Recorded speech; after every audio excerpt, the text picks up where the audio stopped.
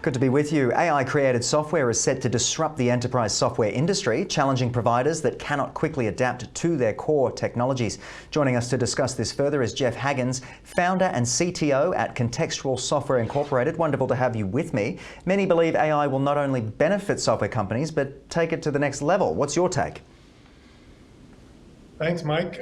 Well, I think a lot of people are looking maybe in the wrong place in terms of thinking about the disruption that AI is going to cause. People naturally think about, AI replacing an accountant or maybe even a teacher, but they don't tend to think about AI replacing software engineers.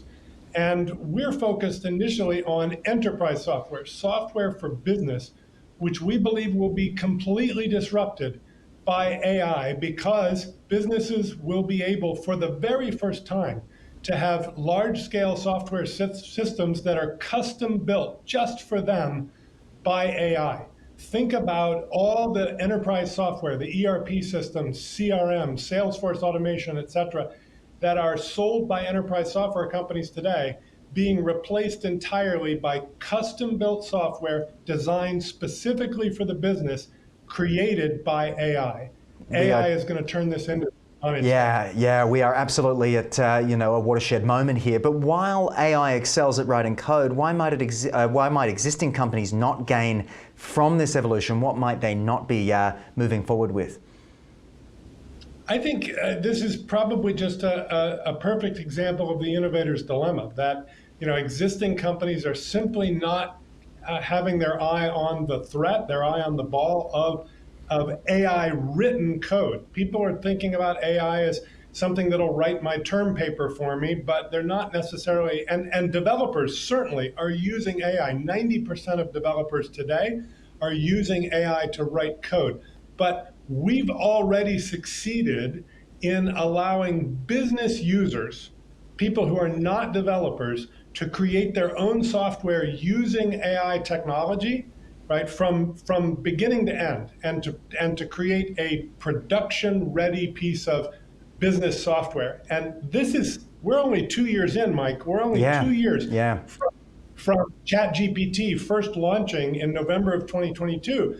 Think about what things were like 2 years after Tim Berners-Lee first used the first web browser to open a web page in 1990. What were things like in 1992 with respect to the internet, right? That's where we are with respect to AI and AI written code. Goodness me, you're taking me back. I remember putting in my first Google, address and things like that. But what new forms of software and human AI interfaces do you foresee emerging from this? I suppose it's a sequel. We're heading into the next phase. What's next?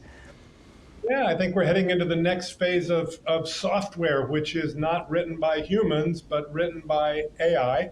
And I think that's going to change the very nature of how people interact with code. I think our integration or our interface to AI written software will still have elements of how we use software today. Obviously, if you need to collect information, a form, a web-based form is still going to be a good way to do it.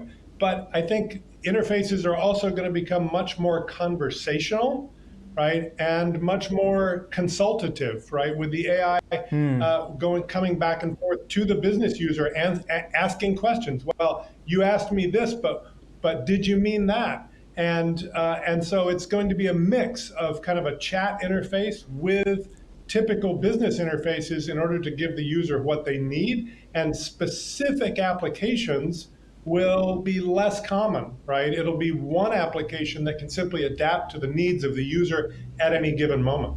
Absolutely incredible. We have come a long way since Clippy, that little paperclip chatbot in Microsoft Word, for instance. But how will AI enable companies to develop this personalized technology stack that they fully own? Take us through a little bit about this. It'll get, I'm hoping it doesn't get muddy, but it will be interesting. Yeah, I mean, think about it in the sense that today enterprise software exists because it was simply far too expensive for a company to invest in creating their own custom ERP system or their own custom accounting system, right? That would have been a very large investment for a company to create a software asset like that.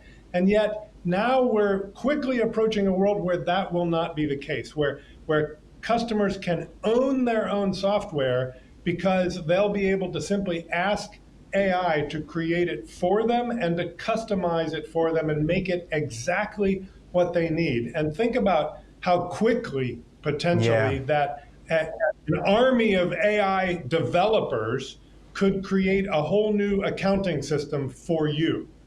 Jeff, are you optimistic about the future before I let you go?